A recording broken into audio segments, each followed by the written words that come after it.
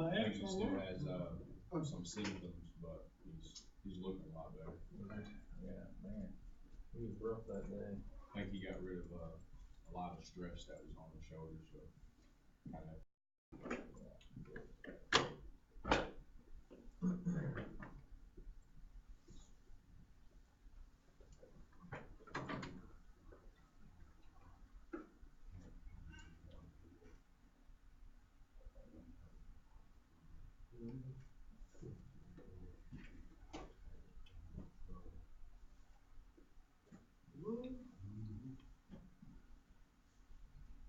Missing guys, or we set?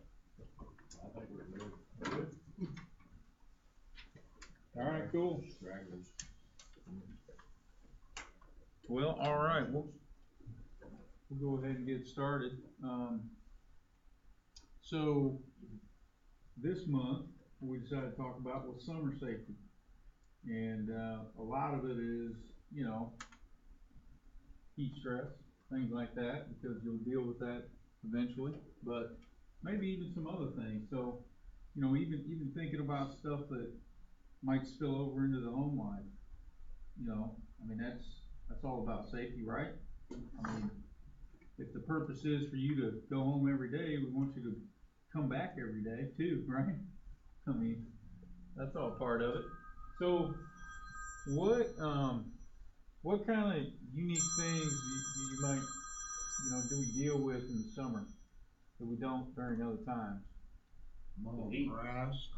Heat, mowing grass, okay. So,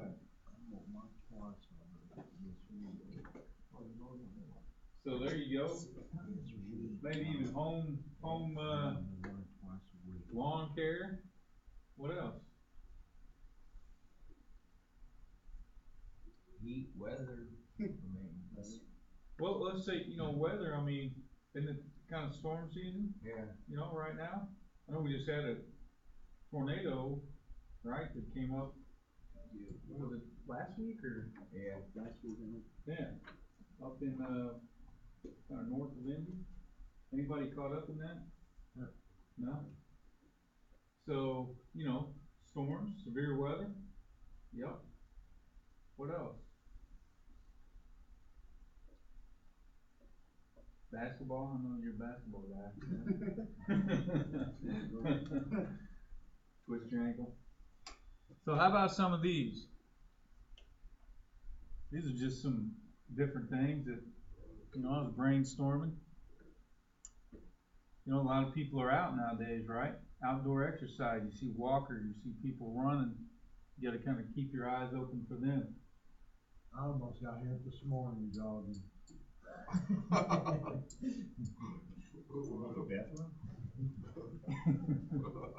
Do you jog? Yeah. Heck yeah, man. Do you? Good. Good for you. You know, we talked about heat stress. We said severe weather. What about poisonous plants? Poison ivy's out, right? How about dangerous animals? People are out walking their dogs more, letting them out in the yards.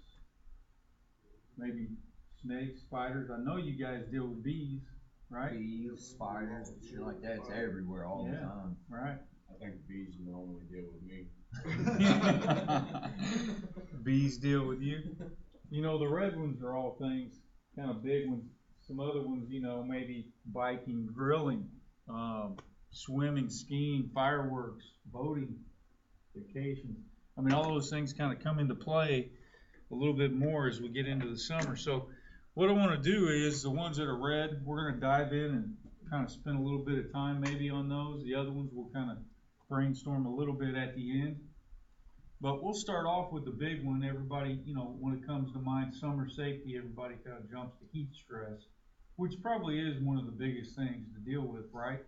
So with heat stress, you know, really when your body heats up, there's three different things that can happen. One is you can have heat cramps, which is really just a kind of an indicator that something more severe is on the way.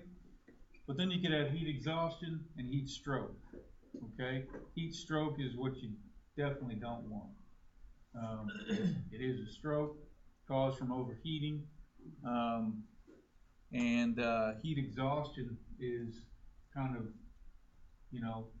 could result in things like passing out, dehydration, stuff like that. But what do you think the symptoms are for heat cramps? This one's not hard. Muscle ache. Yeah. There you go. Cramps, right? I would just think that was normal day to day. Yeah, I'm gonna say, that happens every day. Hey man, my muscles hurt and I Probably have that sweat. a little bit more often. Yeah, that's called work. That's right. So what do you think about heat exhaustion? What about Dizziness. dizziness? Yep. Don't you get chills and stuff? Not chills, no. Vomiting, yep. So dizzy, vomiting, feel faint, heavy sweating, obviously. Skin is kind of clammy, pale.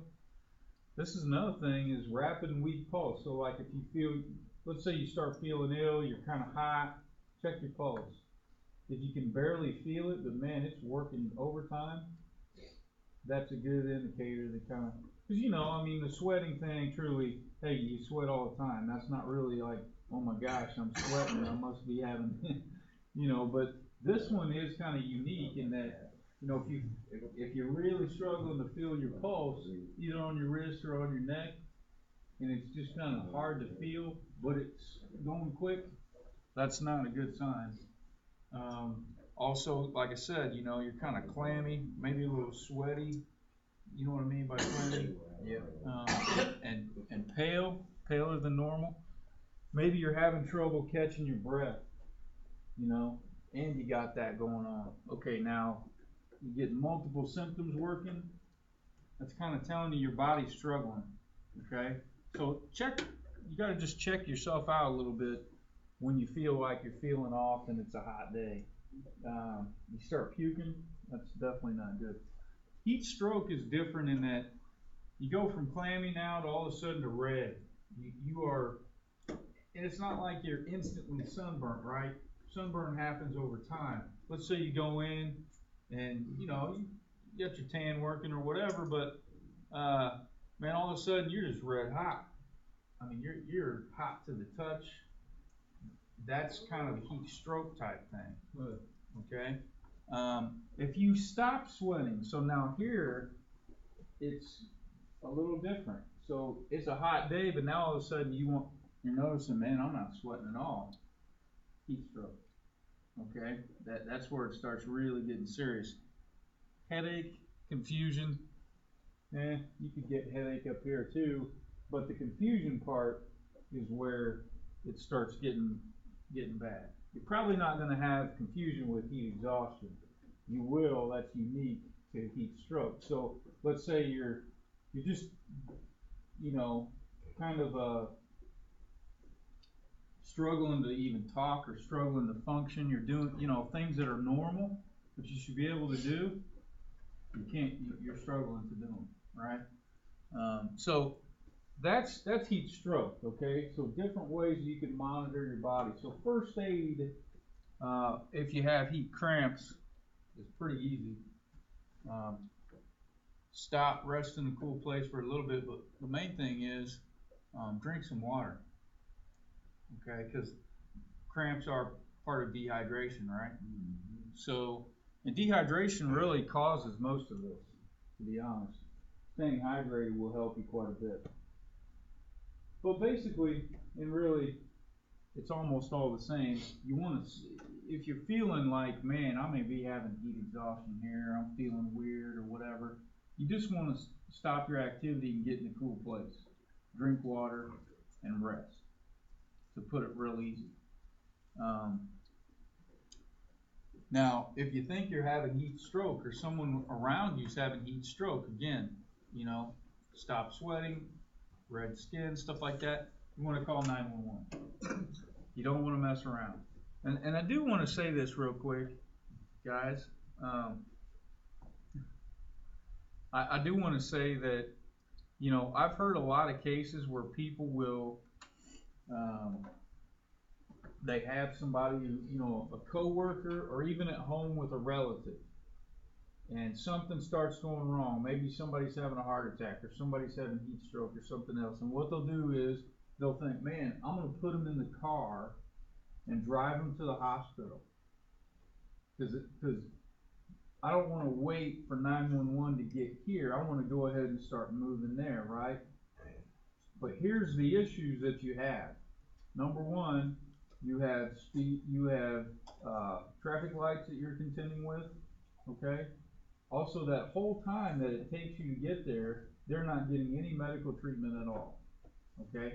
And when you show up to the ER, even if it's a life-threatening emergency, there's a bunch of other people there, right? I mean, you show up in that ER waiting room, you're gonna have a line, you know, you may have to sit down and wait for them to check you in, whatever, blah, blah, blah. By the time you get through the check-in, get back to the room, a lot of time's elapsed, right? You may have got them to the hospital earlier, but the treatment that they're gonna get is much delayed. Yes, it takes, you know, an ambulance on average 6 minutes to get somewhere, but at 6 minutes, 10 max, they're gonna start treatment, because those medics can start the treatment right then and there. You know what I mean? So if you ever had, regardless of this or whatever it is, a life-threatening emergency, you're always better to call 911 and let the medics get to you and start the treatment. And then the treatment can be going all the way to the hospital, and they take them in the back door and get them in immediately. It's a lot faster, okay? So, just a little tip there, no matter what the situation is. You just broke it down why it's so expensive to take an ambulance to the hospital. It is more expensive, but better way to go. All right, so as far as heat stress goes, man, anybody want some popcorn? I'm trying to quit. As far as heat stress goes, okay, so what's too hot? Well, this is kind of a chart that's put out by, the National Weather Service on the left, this is put out by OSHA on the right. But basically, when you look through this, somewhere around 103 degrees is where OSHA really starts saying, man, you better watch it. Now, that is not temperature, okay? That is heat index. There's a difference. What's the difference? What it feels like. Yeah. You heard like some places may call it like real feel or something like that. That's what it truly feels like outside. And what it is it's the temperature plus what? You guys know? Temperature plus humidity. Right, you got to factor in that humidity. So temperature plus humidity equals the heat index, the real feel. If you're just going with temperature, you're only going with half the equation. So you really want to look for and listen for that real feel or heat index. That's what you want to look at. And, you know, to make it easy to think of, you can just stick 100 degrees in your head. 100 degrees, you know, heat index, it's hot. It's real hot. And you need to really be careful, right? So, I'll tell you, really, OSHA has a really, really good phone app out there. You guys may download it. I have it on mine, but it just look up in your app store OSHA Heat Stress app, and you can download it. And basically, what you do is you open it up, and it pretty much finds where you are, and you can get the real heat index where I am, and it'll zone in on you, and it will tell you, here it is, here's your heat index right now. And then, in addition, it'll kind of give you this. It'll say low risk, medium risk, high risk, and then it'll go on to say like low risk, like, you know, just monitor your body for symptoms, be careful, stay hydrated or whatever. Medium risk, you know, work with a friend, you know, additional precautions, things like that. High risk, You know, once it gets to high risk, they're suggesting things like limit your shifts, take breaks frequently, you know, that type of thing. So.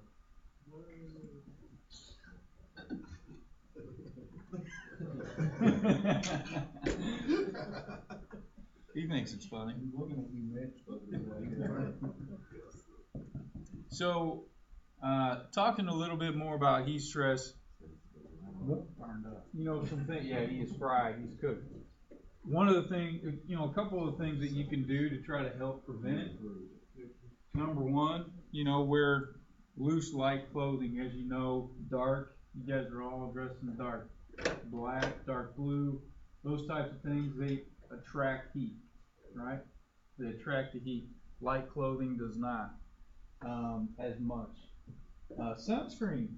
Your skin, when you get sunburned, like this fella right here, it actually traps the heat in your body. Your body has much more trouble cooling down when it's burnt. So trying to avoid, you know, sunburn will help you also avoid heat stress. And I love this chart.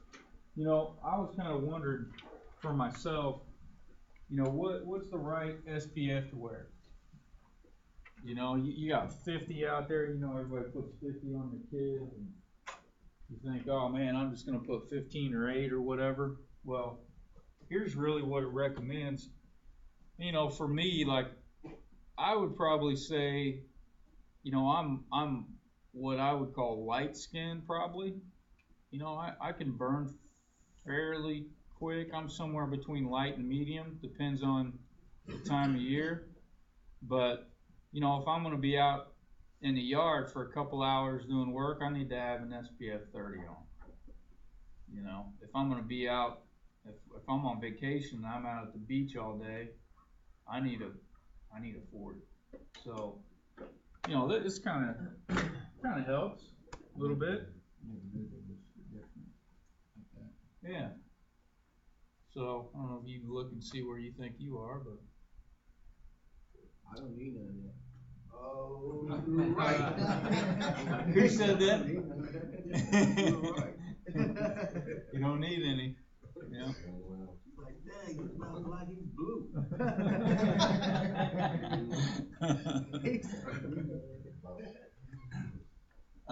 Hydration. So you want to stay hydrated. How much? Did anybody think about like how much you want to drink? Anybody ever hear like, you know, how much should you how much should you drink? 3 gallons a day or something. Was that a week? Yeah, a week. Yeah. I think it's 64 ounces roughly a day. That's to stay hydrated. Yeah. But if you're working in the heat, what they say is 8 ounces every 30 minutes. Oh, that's a lot. You don't work on Or 16 in an ounce. So if you double it up, 16 in an ounce. So 16 ounce in an ounce. So you got a 20 ounce right there. Okay, so you fill that up and drink that full of water in an hour. It's about what you need. Every hour. If you're this is not under normal circumstances. This is working in heat, right? Yeah, you gotta replenish yourself. One for drinking. Yeah. Has anybody heard of, you know, the debate on you know, what's better, Gatorade, or you hear like, oh, Gatorade's good for you, you know, it replenishes your electrolytes and stuff like that. But have you ever heard people say, no, drink water, don't drink Gatorade? You heard that? Yeah. It's full of sugar. It's full of sugar, right? I got a clip of a doctor in a minute who talks about that. I'm gonna let him kind of break it down for you. I think he does a pretty good job. I obviously agree with him over my opinion, so I'll let him tell you. Yeah, there you go, Big Mac. Things that might increase your chance of heat stress are Fat bellies. caffeine, alcohol. So obviously not the day, you know, you're working, but if you were to go out with a buddy the night before or whatever, go out with the wife and have a few drinks or whatever, you know, hey, what you do in your personal time is your business, but just know that You gotta deal with it in the morning. excess amount, yeah, and not only deal with it in the morning, you know, how you feel, but also your body's gonna have more of a difficult time cooling down the next day. So, you know, I know a lot of us, I mean, heck, sometimes me, you know, it's hot and I mow my grass and man, you know, I want a beer at the end of the day. But, you know, I drink 6 beers at the end, you know, 12 beers at the end of the day, and get up and work in the heat the next day, and my body's gonna struggle more. So, you know, eating lighter meals helps you. Heavier meals, what they do is it kind of draws a lot of the blood to your stomach to digest it, which makes it harder for you to circulate and just harder on the body overall. So, you know, eating fruits and stuff like that does help. I can tell you getting acclimated to heat helps. You guys are outside pretty much most of the season, so you are slowly breaking in, which is good. But if you get a newbie, like let's say you get somebody in July and they've been sitting on the couch playing Xbox, and No wonder they suck. and they come in, watch out for them specifically. It may be a moderately hot day for you, but for them it's going to be blazing hot, right? So be careful and kind of, you know, watch out for them, okay? And then obviously the short breaks.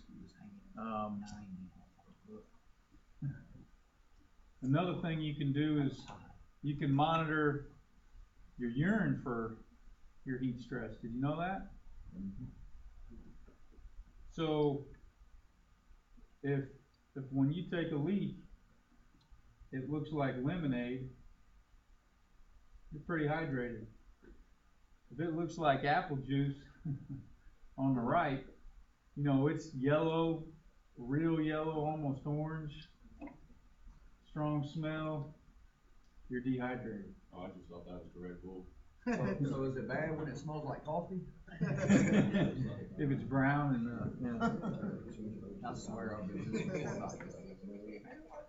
just straight coffee. No, yeah, and that's honestly not just in the heat, that's any time. I mean, you'd be dehydrated in the winter, but your body will tell you that.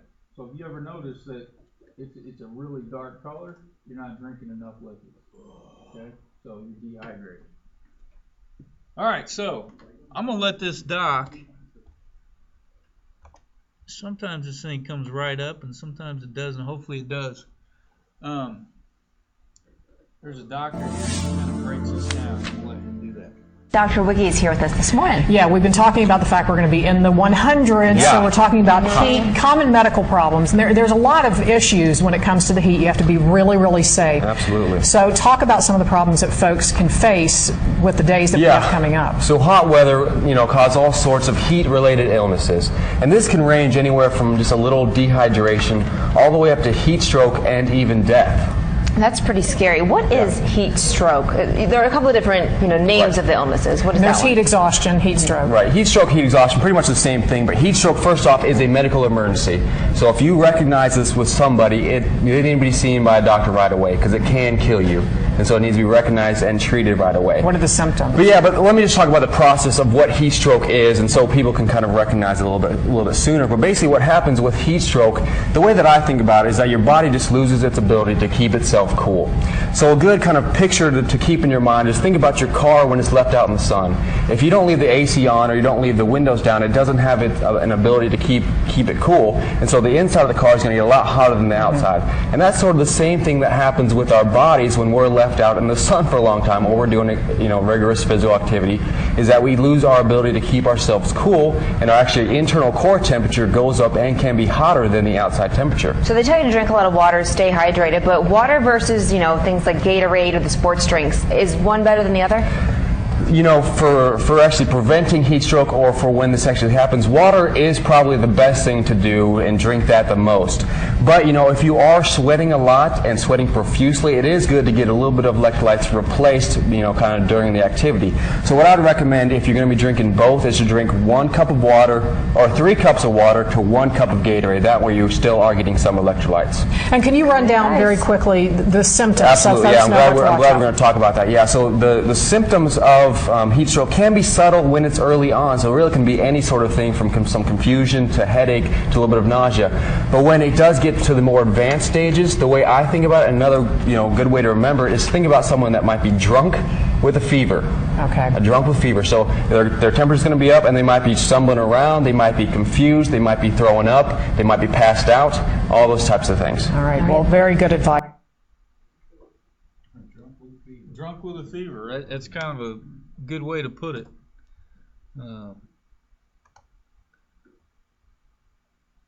You know, like he said, he recommends 3 cups of water to 1 cup of Gatorade. So I thought that was pretty good. Drink mostly water, mix in some Gatorade once in a while, keep the electrolytes going. All right, so poisonous plants. Now, you guys probably, in window cleaning, you're not getting around poison ivy. Am I right or am I wrong? It's not usually. Not usually. They're planting it around a building. Okay. Sometimes it grows up the walls. Sometimes, okay. So, I put this picture up here just because it reminds me of a story. When I worked for Miller Pipeline, and I first went on there, I did training. I put on an annual training event, right? And I had to travel around the country basically to all these different places and talk about like a lot of different things. Well, when I went down to Texas to see our group in Texas, I noticed that they had a lot of claims on poison ivy, and I didn't know why. But I thought, man, I want to talk about poison ivy when I'm down there specifically. So I brought up the poison ivy thing, and as soon as I started talking about it, the supervisor sitting in the room, and he's just over there giggling, laughing. And I just stopped dead in my tracks, and I'm like, Jamie, what are you laughing about, man? And I'm like, what's so funny? You got to share it with the class. He's like, when you talking about poison ivy, and I just remember this time that, I can't remember the guy's name now, like, Taco or something, Jose maybe. So he says, I drove up on Jose's job, and I went up to him to talk to him, and he's sitting there rolling this sprig of poison ivy between his teeth, just sitting there, playing with the poison ivy, and it's like, I couldn't believe it. Here's this guy that didn't have a clue what it was, and yeah. So, it kind of reminds me, what does poison ivy look like? Everybody needs to know this. How do you tell it's poison ivy? 5 leaves. Okay. It's 3 leaves. Yeah. Yep. 3 leaves. Okay. I'll show you. Here's a picture. Leaves of 3, let it be. There you go. Yep. So here's what poison ivy is. There's different pictures of it, but it all roughly looks the same. Sometimes it has a little bit of a jagged edge around the leaf. As you can see here, these kind of look like mitts on the bottom right. A little bit jagged here, but all of them have 3 leaves. They all basically grow on a stem, and they are vines. They will climb. Okay? So, could be up a fence, could be up the side of a wall of a building. Don't fall into the trap of thinking it's always green, because it will turn red. It can turn red in the fall. So red, orange, green, doesn't matter, that's fine. But look at the 3 leaves. 3 leaves on a small vine, that's probably poison ivy.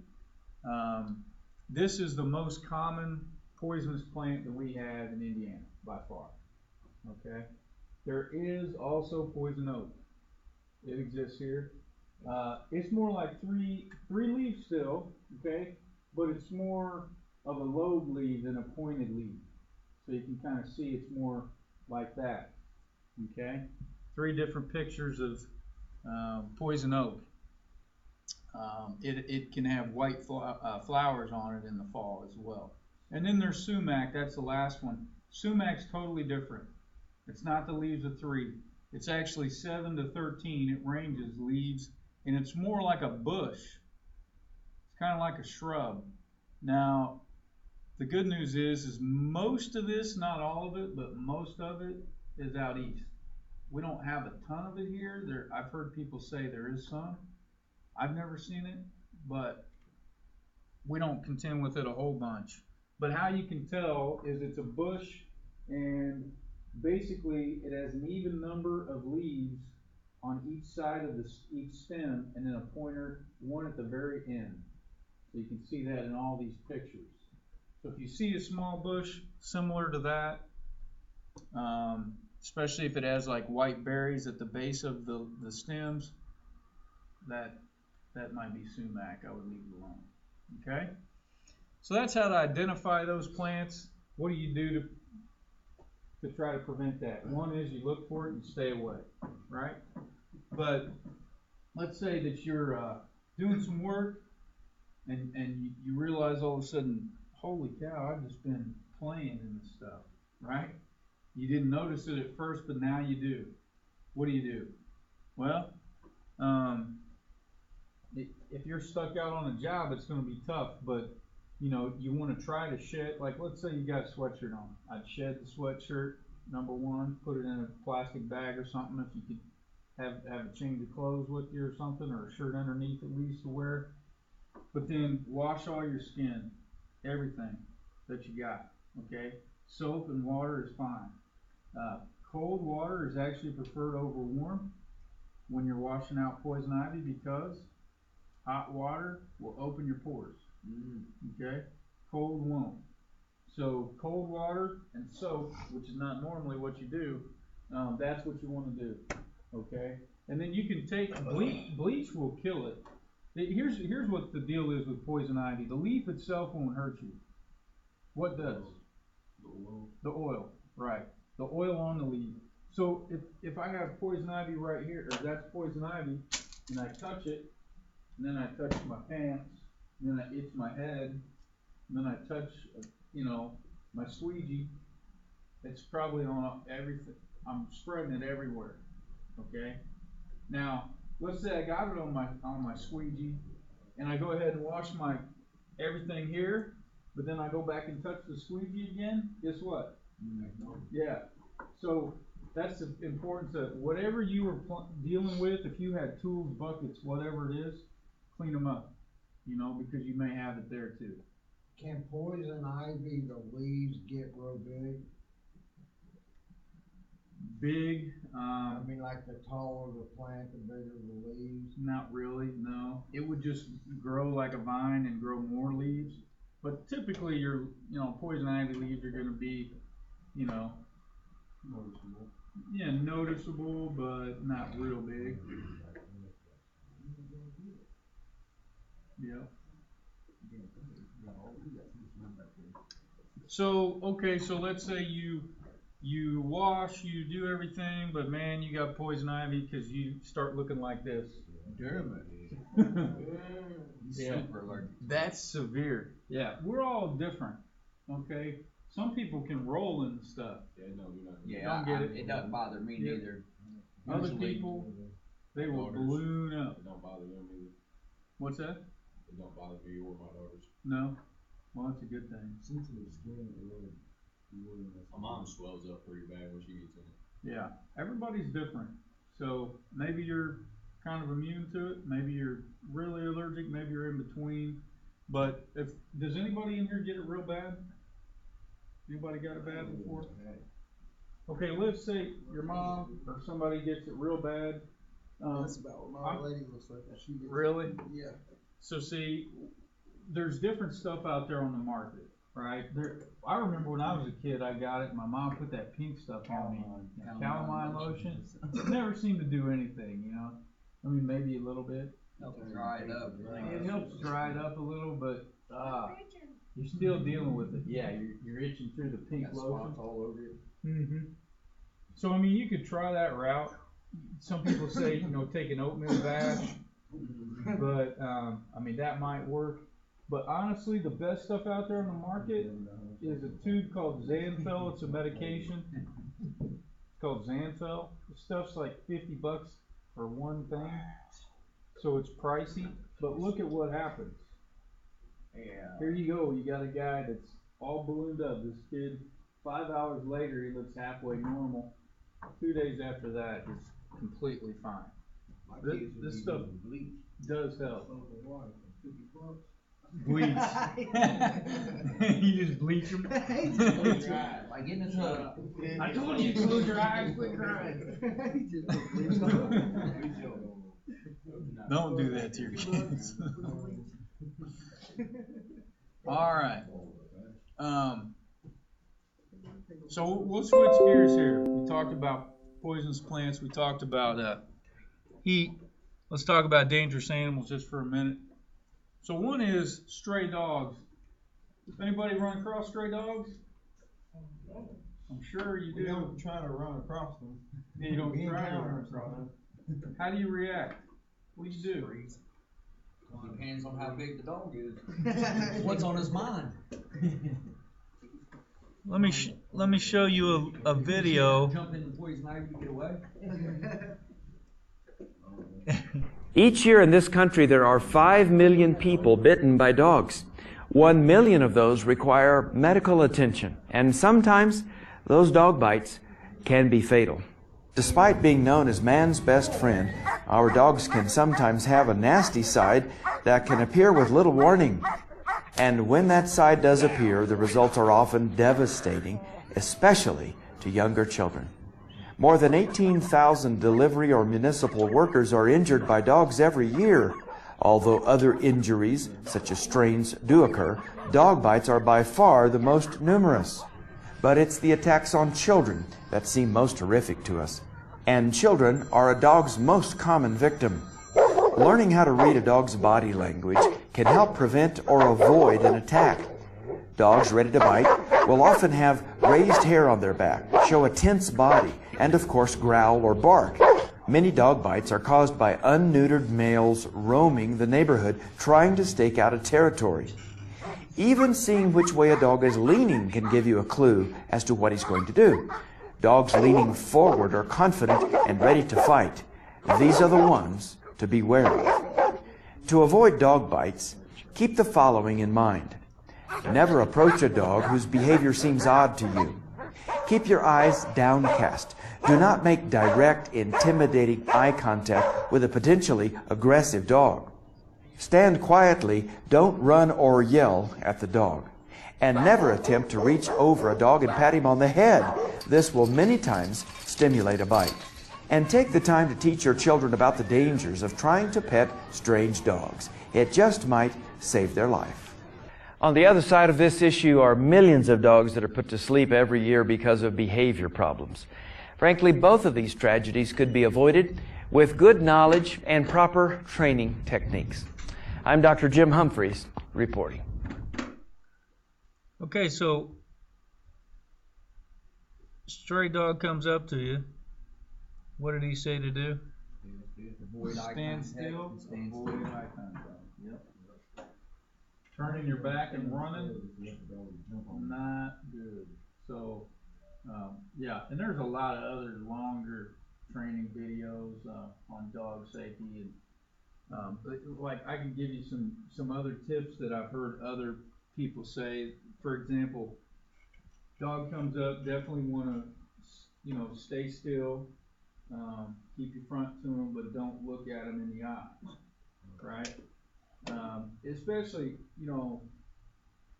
you can tell by body language sometimes what the dog's attitude is. They come up and their hair's standing up and they're forward and they're kind of a bigger, aggressive type dog. Yeah, definitely you're watching it. Little Miss Smith's poodle comes down the road, looking friendly. You might want to bend down and, hey, what's up? you know, it's all kind of the size and their posture that you kind of think about. But I can tell you too, one of our clients has an office lady who trains dogs, and I've talked to her before about dog safety and stuff, just because I pick her brain. She's real intelligent about it. And she told me, she's like, I've been bitten many times by dogs that are wagging their tail.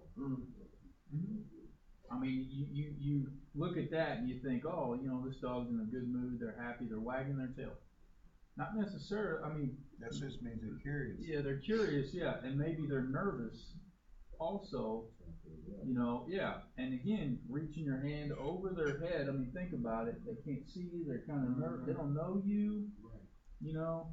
So, like, you know, she would tell you, if you're going to make, if there is a dog and you think it's friendly or whatever, like let's say you have a neighbor and they bring the dog out, you never met this dog before, whatever, and you're trying to, you know, make friends with it or whatever, the best thing to do is give it the back of your hand and just kind of let it smell. I mean, don't reach towards it. Yeah, don't go like this, but just kind of put it down and talk, you know, and let it kind of sniff you out and feel you out a little bit, you know, and get used to you a little bit. But dogs, again, that are aggressive in nature, don't even do that. Stand back, look down. Now, what happens if a dog charges you? Like, you've done all that, but now all of a sudden, okay, game on, he doesn't care. Swing and hit him in the nose. Try to hit him as quick as possible. Your hand may go in this. All right, so here's what dog trainers would tell you is give it, if you're carrying anything, give it that to bite. So for example, you got a squeegee in your hand, okay, give it the handle. How about? Well, by the time you do this, it may have your leg. You know, giving it something to bite instead of you, it'll bite that. That's number one, okay? From there, it's your choice, you know, but at least you now have it under control, kind of, right? It's clamped down on the handle, not you. And so, you know, whatever you choose to do after that is your choice, but at least you're preventing that part, right? The other thing is let's say you're not carrying something. So this is like plan C, right? You try everything, doesn't work, dog comes after you, he charges you, you don't have anything in your hand, what are you gonna do? If you choose to swing, I've never heard a dog trainer tell you to do that. Well, of course not. Because again, you may land it right into their mouth, you know, and they clamp down on your fist. That's where I'm putting my hand. But what I have heard them say is actually give it your arm. As far back in their mouth as you can go. So let it take your arm. You got a lot of meat there. Better than, you know, somewhere else, right? And then again, you can kind of control, but that's what they'll tell you, like worst case scenario. The one place you don't want to be with the dog ever is on the ground. Do not let it get you to the ground, okay? Because you're going to struggle. You got to stay on your feet. So those are kind of the tips on dog bites and how to react. You got any tips on geese? That's what we run into more than anything. Geese. Really? Anybody been bit by a goose? I've had one trap me in the back behind this building. They wouldn't let me out. They were after me. Yeah, I smacked him with a squeegee. I was doing a window restorating, and I had a nest right by the window, and the lady really wanted these windows cleaned, and the geese wouldn't leave me alone, so I kept backing off, go back at it, back off, go back at it, and the lady came out and said, why don't you just hit him with this damn pole, get the window clean. Hit him with the damn pole, and clean the window. And he left. Yeah. Geese, that's Geese don't move real fast. the hell they don't? I haven't moved fast. But I had 10 of them coming in and flapping at me. Yeah. they'll stand up on you and they'll start. Their necks are kinda like a snake that's striking. Maybe like. Yeah. Hissing like crazy. But for some reason, Canadian geese are an endangered species, and you can't kill them. It was, but I think that theory's out the window. It should be. Yeah, geese. They get run over all the time. I mean, I've seen geese out. We've had geese in our lake. We've had geese in our. I ran into them last week. They had a whole pack of them that landed in the lot next to us. My experience is, you know, I leave them alone, they leave me alone. But if you're in their territory, you gotta get in their territory. Mating season, man. And then you don't see them, you just walk up on them, and then you know you got all up on you. Yeah. I only think they mess with you if you're around their nest. Yeah, if you're running nest, That's when you really try to attack. I don't know, you might try to mate them. There's one at my dude's parking lot he's been coming back for the last 4 or 5 years, because that's where his mate has been.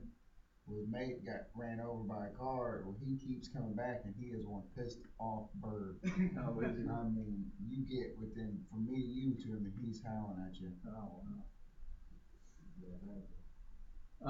There are 4 poisonous snakes in the United States, indigenous, that live here naturally.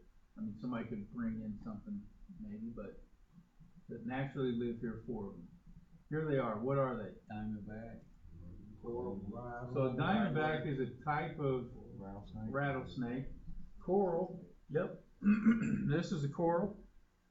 Rattlesnake, cottonmouth, and copperhead. Okay. 3 of those snakes are here. 4 of them are here. You said that.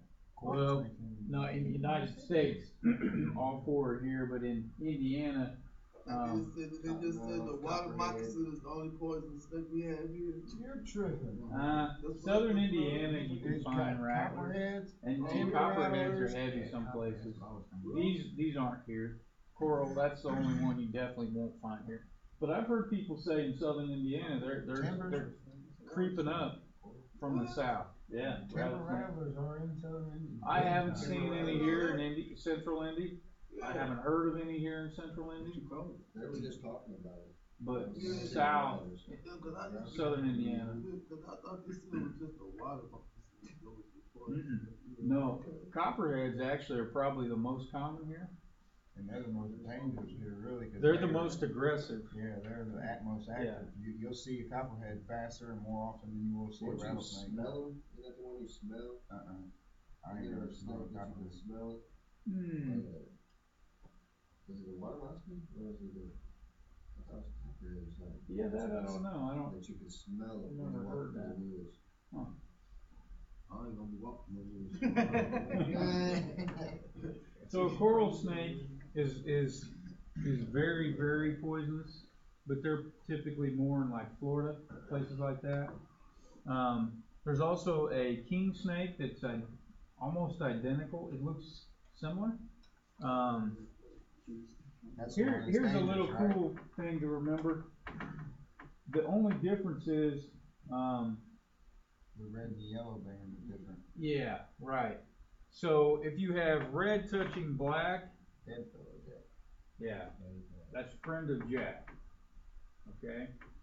So red and black, friend of Jack. Okay. So that's okay. Red and yellow kills a fellow. So red and yellow with it. So there you go. That's coral. Okay.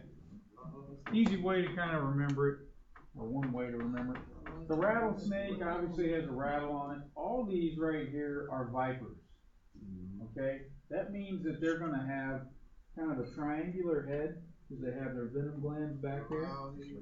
So you see a snake with a triangular head, especially, you know, the rattlesnakes typically are more territorial. So, you know, you approach them, they'll kind of give you a warning, and then they can strike. Copperheads are a little bit more aggressive, and cottonmouths are aggressive. So those are more like, if you're even in the area and you see it, they may come after you. I live in Slaps on the Kentucky. side, They that had make that everything noise. bad. Kentucky? Yeah, Yeah. I live in Pikeville. Yeah. Look out comes out some sand. Garden snake and all, bud. I had a neighbor in our neighborhood about 200 yards from our house right now, just found about 2 weeks ago about a 7-foot rat snake. Oh, Big old man. black Rat one. snake? Yeah. They don't usually get that big, do they? It was probably about that big. He had a I've video seen of it. I mean, I've had a rat snake before. That's what he called it. Yeah. I don't know. Black one, garden It snake. was black. Yeah. It was huge. Check around, see? Yeah. So anyway, yep, triangular head, that's a, that's usually a poisonous snake. It's a viper of some sort. Copperheads are easy to tell just because the heads are truly kind of a copper color. Okay, so the 4 poisonous snakes, typically here's some things that kind of set poisonous snakes apart from regular snakes. One is we talked about the triangular head. Another is the varying colors. Usually, all those snakes have really unique colors to them or patterns, like you can see here. I mean, this cottonmouth has a little bit, but you can see a lot of color and variegation and patterns. Elliptical eyes, like a cat, and then swims above water. That's kind of an interesting one. Poisonous snakes, typically their whole body, like this, is on the water. A non-poisonous, you would see the head, but usually the body is below the water. So Moccasins swim deep. yeah, but when they're up, typically they're all on top of the water. Right. They may dive, but that's kind of how you tell. So if you're out on a lake or whatever, and you see one with a body on top, that's not a good sign. You can't get out of water. You can't see the bottom of the water. Hey, So what do you do if you see a snake? run. Yep, get away from it. If you have to do something with it, use like your Caught on the trail of some slithering gold. And this 6-foot rat snake would be a mighty valuable catch. Watch it, watch it. Watch it. What are you doing? Hey, wait.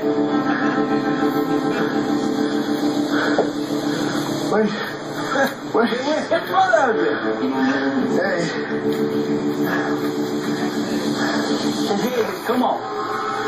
Yeah, I popped it down. That is crazy. That's gonna make a bucket. I've never seen someone do that. That's gonna be a bucket. That's gonna be my lunch. Yeah, that dude's crazy. He is insane. Yeah, that dude's crazy. Yeah. I heard my great grandfather used to do that. That's what I've heard. Whip 'em? Yeah, he used to get a snake and just whip them and snap their head right off. So spiders. Yeah. This is what you come across a lot. So there are 2 poisonous spiders. Okay, 2 really deadly poisonous spiders in the United States. One is black widow, the other is brown recluse. Okay? Both of them have something that can help you identify what they are. There's not a bunch of spiders that look like this. There's not a lot of lookalikes. This one there are. Yeah. There are wood spiders that look real similar to this. Okay? But here's how you tell the difference. On the black widow, if you see an all black spider everywhere, but red hourglass looking shape, or sometimes it doesn't look exactly like an hourglass, it may look like a couple spots. So red right here on kind of the thorax, all black, that's a black widow. What about the all black Very and the white poisonous. hourglass? What about what? The all black and the white hourglass. The white hourglass?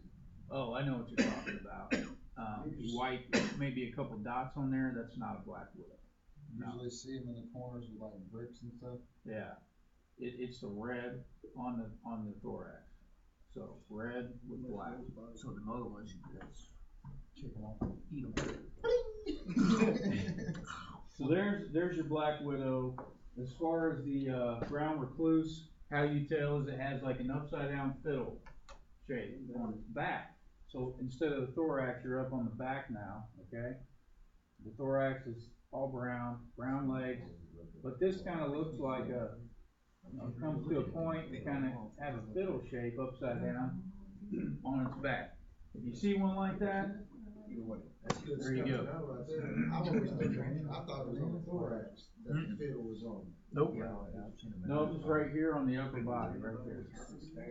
So here's a good tip, and this is why you might want to know, is sometimes, man, you're bit, and you're like, man, I wonder what kind of spider that was, I don't know. You know, if you ever get bit by a spider, and you can see that spider, I would tell you to kill it, check it out, and if it's one of these two, don't wait. Get to the hospital, because here's what can happen, and I could show you pictures, but I won't. Your flesh will start to swell, possibly split open and start rotting. Yeah, that's what It's nasty. my brother got bit on the arm. He had a big old spot that they had to cut out. That's the lance out. Yeah. So, yeah. So, and typically these spiders, they like cool, dark, damp places. So, even like, for example, my family, we keep our shoes in the garage.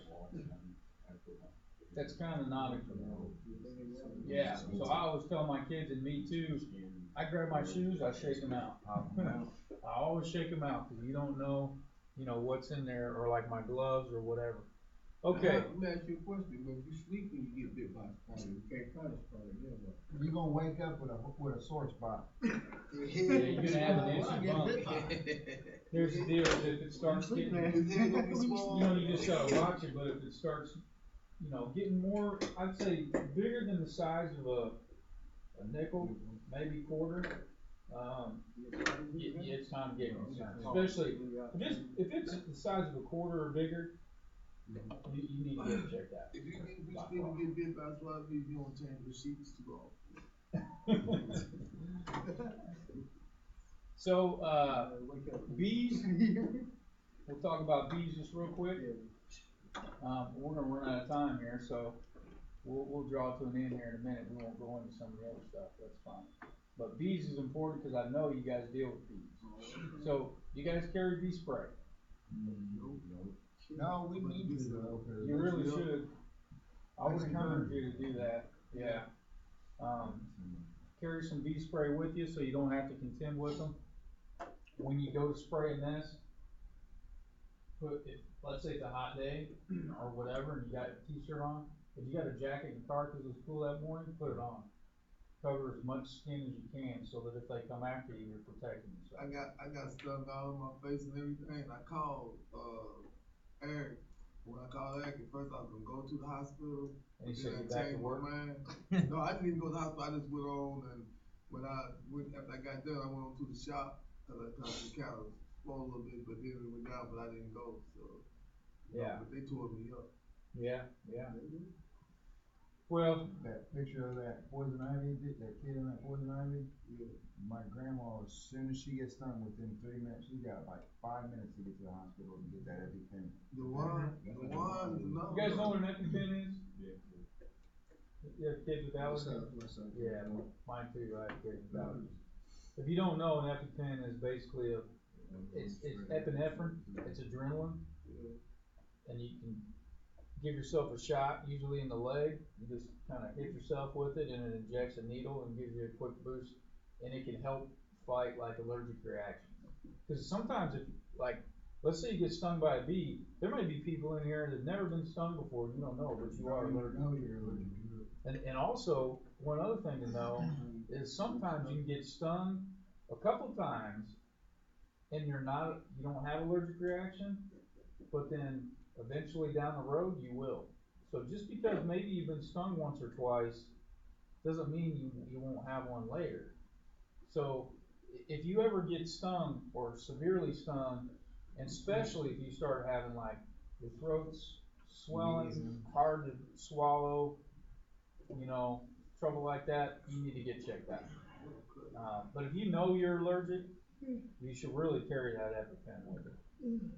So. Okay. Obviously, if you have a bee around you, what you don't want to do is swat it, right? You don't want to swat at it. If you miss it, you're just going to make it mad, right? Just walk away from it. Try to walk away. And then the other thing with bees is they love sugary, sweet drinks. Is that what you're getting to? You get stung in the mouth? I had a pop can like that. I set it out and then I picked it up later. Yeah. Yeah, so if you leave a pop can like this laying around that's open, then just put something on top of it to cover it. Whatever it is, right? So that way you know. Okay, I got some other stuff here, but again, I want to respect your time and limit it, so we're going to stop. Yeah, it's Friday. Okay? So, all right. We'll draw it to an end there. Questions? Them bees that make the little round holes in wood, they don't sting, do they? Carpenter bees? Do they sting? Yeah. The bumblebee? No, they're not they're real big. They'll make a perfect circle in a hole. They say they don't sting. Cause I have some in my yard, they say they don't sting. I got them in mine. They say they don't sting. I say they don't. I've been out there with them, you know, and I've been like sometimes just to see. They don't sting. Does anybody here, you guys have like a Exactly what it was. Yeah, I put the meat back out and went to the shade. Who operates that? Nobody here. Nobody here. All the windows were out. Okay. And the power washing. Oh, and the power washing guy, this guy right here, he plays with water. He plays with water. Plays with water all day? He plays with hoses. Yeah, killer. Is it wrong? Or he gets something? Yes. Are you Yeah. You are? Do me a favor. Yes. Download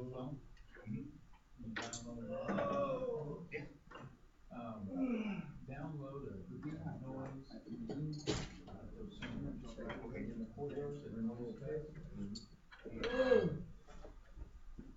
I'll show you mine actually, but you can turn it on and you'll see how I like to kind of know that, and I was gonna look at the street sweeper as well. So, you know some videos, I know you guys aren't really.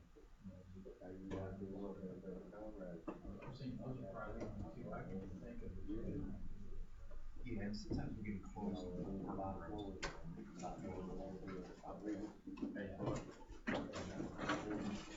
Yeah, let me show you the app, and I'll give you my phone number. Okay. You just text me or call me, tell me what you came up with.